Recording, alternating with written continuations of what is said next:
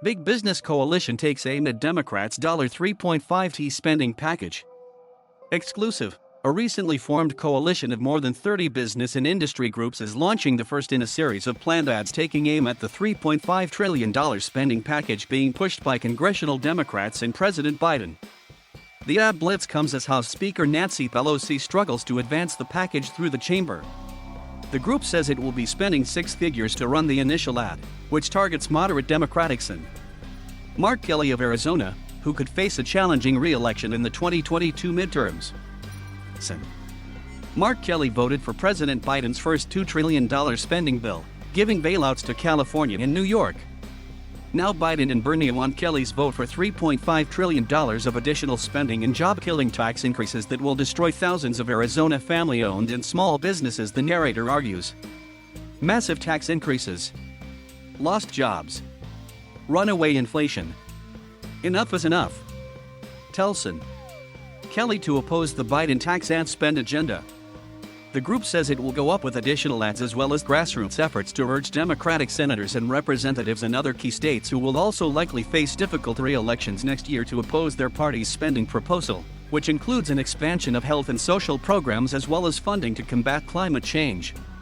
The Democrats, who hold narrow House and Senate majorities, aim to pass the spending package along party lines using a parliamentary process known as reconciliation.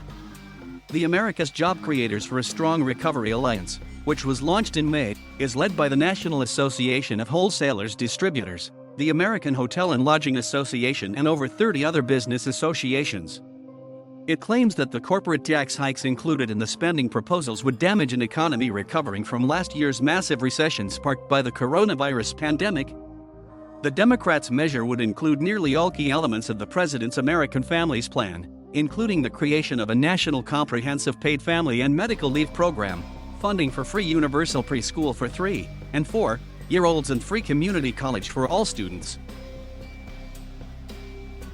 And it expands the number and amounts of Pell Grants, extending the child tax credits that were included in the COVID relief package, and funding for numerous clean energy programs.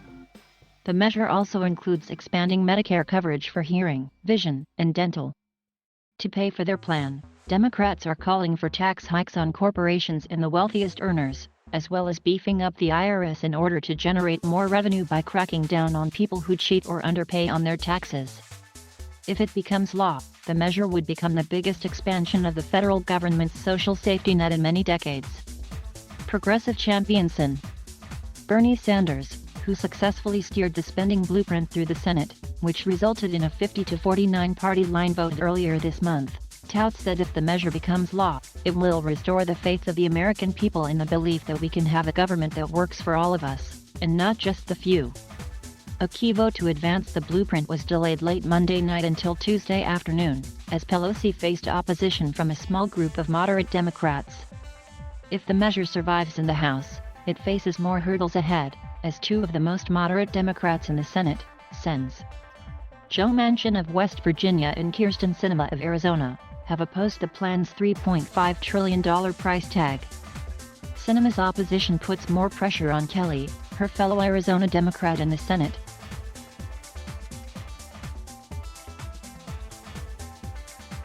Thank you for watching. Please subscribe.